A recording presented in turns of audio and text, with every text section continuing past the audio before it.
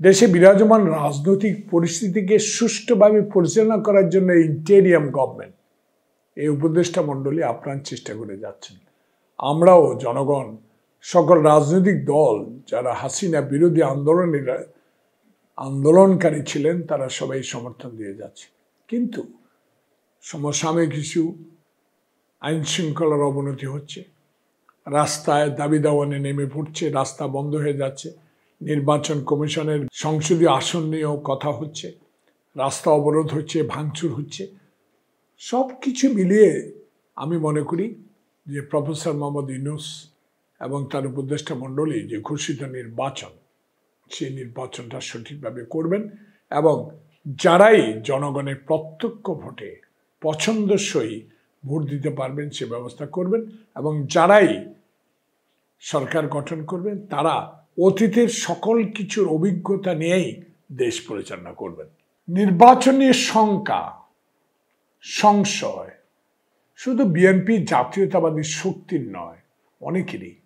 কারণ বিভিন্ন পর্যায়ে আওয়ামী দুঃশাসন আমলে যারা নির্বাচনকে জনগণ থেকে বিচ্ছিন্ন করে দিয়েছে, ভোটাধিকার প্রয়োগ শেষ করে দিয়েছে, সেই বিষয়গুলো মানুষ মনে করছে। এই কারণে একটি বছরেও কয়েক মাস আমার পার হয়ে গেল, যারা বাংলাদেশের রাজনীতিকে লুণ্ঠিত করেছে, সংবিধানকে অপমান করেছে, গণতন্ত্রকে অপমানিত করেছে, বিচার বিভাগকে ধ্বংস করে দিয়েছে, স্বাধীন প্রতিষ্ঠানগুলোকে ধ্বংস করে দিয়েছে, তাদের প্রেতাত্মারা এখনো এই নির্বাচনকে সামনে রেখে বহাল তবিয়তে আছে। এই জন্য সবার কাছে শঙ্কা, সংশয়, এদেরকে দিয়ে প্রধান নির্বাচন কমিশন একটি নির্বাচন সম্পন্ন করতে পারবেন?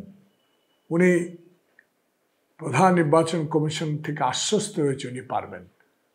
আমারও একটা বিশ্বাস, 1991 সালে আমি প্রথম পার্লামেন্ট সদস্য হওয়ার আমার সৌভাগ্য হয়েছে ধানের শীষ নিয়ে, খালেদা জিয়ার আদর্শ নিয়ে, শহীদ জিয়ার আদর্শ নিয়ে, তারেক রহমানের নেতৃত্বের প্রতি অকুণ্ঠ ভালোবাসা রেখে আমি সেদিন নির্বাচনে পরপর 5 বার জয়লাভ করেছি। আমার সংশয় এটি, আওয়ামী প্রেতাত্মারকে যতটুকু সম্ভব এই নির্বাচন থেকে দূরে রাখলেই এই সংশয়টা কেটে যাবে।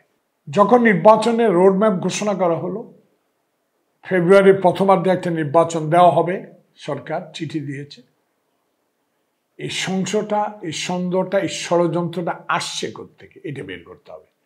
আসছে ওইখানে কিছু কিছু রাজনৈতিক দল যদি মনে করে এই পদ্ধতিতে নির্বাচন হতে হবে, এই পদ্ধতির নির্বাচন না হলে নির্বাচন করা যাবে না, গণভোটের কথা বলে, পিআরের কথা বলে, এইসব থেকে মনে হচ্ছে যে এক শ্রেণীর লোক, এক শ্রেণীর রাজনৈতিক দল যারা আন্দোলনও ছিল, তারা কি ষড়যন্ত্র করছে, নির্বাচন কি আসবে না। এখন যে যৌথ আন্দোলন ডিক্লেয়ার করেছে, আমার দৃষ্টিতে, আমার যতটুকু অভিজ্ঞতা, তারা তো সব একই।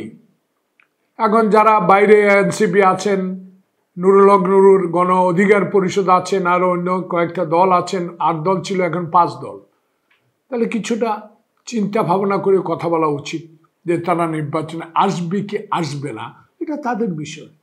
জুলাই বিপ্লব, জুলাই আগস্ট সব কিছুতেই ছিল, কিন্তু প্রতীয়মান হচ্ছে যে এদের বিভিন্ন কথার প্রেক্ষিতেই জনগণ সংশয়, ষড়যন্ত্র বলে মনে করে যে এরাই আবার ব্যাঘাত ঘটায় কি না।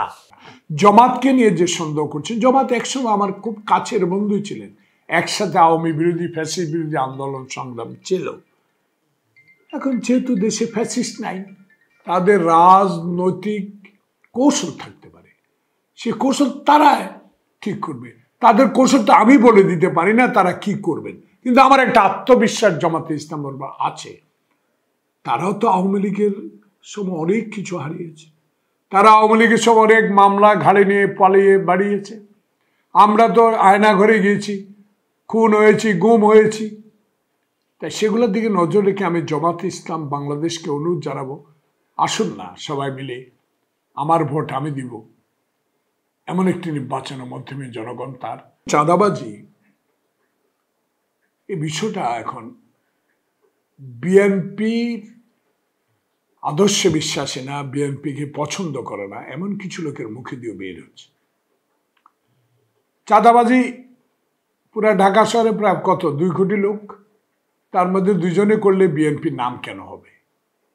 আমার আপনাদের কাছে আমার বিনীত অনুরোধ থাকবে জনগণের কাছে, ঢালাওভাবে আমাদেরকে চাঁদাবাজ বলবেন না। যারা এখন বলছে তারা শুধু নির্বাচনকে সামনে রেখে আমাদের উপর দোষারোপটা করছে। সে কারণে ক্ষমতায় গিয়ে চাঁদাবাজি করব, ক্ষমতার আগে চাঁদাবাজি করছে, এটা সত্য না। আমাদের নেতা তারেক রহমান স্পষ্ট বলে দিয়েছে জাতীয় নির্বাচন আর জাকসু নির্বাচন একই না। মাহমুদুর রহমান আমাদের মান্না ভাই স্পষ্ট বলে দিয়েছে, আমি 2 বার ডাকসুর ভিপি ছিলাম, আমি তো একটা দল করে এখনো পার্লামেন্ট মেম্বার হতে পারি। এই বিষয়ে মতামত একটাই আমার, একটা জাকসু আর ডাকসু নির্বাচন দিয়ে 300 আসনের ইলেকশনকে বিচার না করাই উচিত হবে। বিএনপি ধ্বংস করার জন্য হাসিনা বহু চেষ্টা করেছে, এরশাদ চেষ্টা করেছে, 111-এ মঈন ফখরুদ্দিনও চেষ্টা করেছে। আল্লাহর রহমতে জনগণ আমাদের বিএনপির পাশে আছে বিধায়ী দলকে ধ্বংস করা যায় না।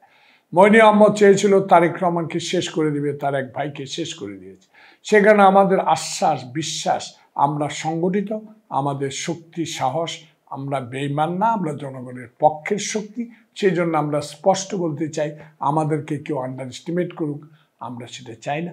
আমরাও কোনো রাজনৈতিক দলকে ছোট বলতে চাই না। আমরা প্রতিদ্বন্দ্বিতামূলক নির্বাচনের মধ্য দিয়ে আমাদের প্রার্থী জয়লাভ করবে। আমি জনগণকে আশ্বস্ত করতে চাই, একজন রাজনৈতিক কর্মী, একজন স্বাধীনতার যোদ্ধা, আন্দোলন সংগ্রামের একজন কর্মী, হারুন কর্তৃক প্রহত এবং বাংলাদেশে 84টা মামলার আসামি হিসেবে একটা স্পষ্ট কথা আপনাদের এই ইউটিউবের মাধ্যমে জনগণের উদ্দেশ্যে বলতে চাই। আমি চাই একটা স্বাধীন বাংলাদেশের স্বাধীনতা রক্ষায় 1971 সালে স্বাধীনতা আনার জন্য যেরকম যুদ্ধ করেছি, এই স্বাধীনতা রক্ষা, বাংলাদেশের জনগণের প্রত্যাশা পূরণে আমার শেষ বয়স পর্যন্ত আমি সংগ্রাম করে যাব গণতন্ত্রের জন্য। তবে একটা জিনিস মনে রাখতে হবে, যে যারাই এই ইন্টেরিয়াম গভর্নমেন্টের আমলে একটা সুষ্ঠু নির্বাচন মাধ্যমে সরকার গঠন করবেন, তাদের কাছে বলবো আমরা যেন আর এজলাসে হাইকোর্টে লাথি না মারতে হয়, আমরা যেন আর পার্লামেন্টের সকল সংবাদপত্র বন্ধ না করে দিতে হয়, আমরা যেন আর পার্লামেন্টে দাঁড়িয়ে একদলীয় শাসন কায়েম না করতে হয়, আমরা যেন কোথায় শিরা শিকদার এই কথাটা না বলতে হয়।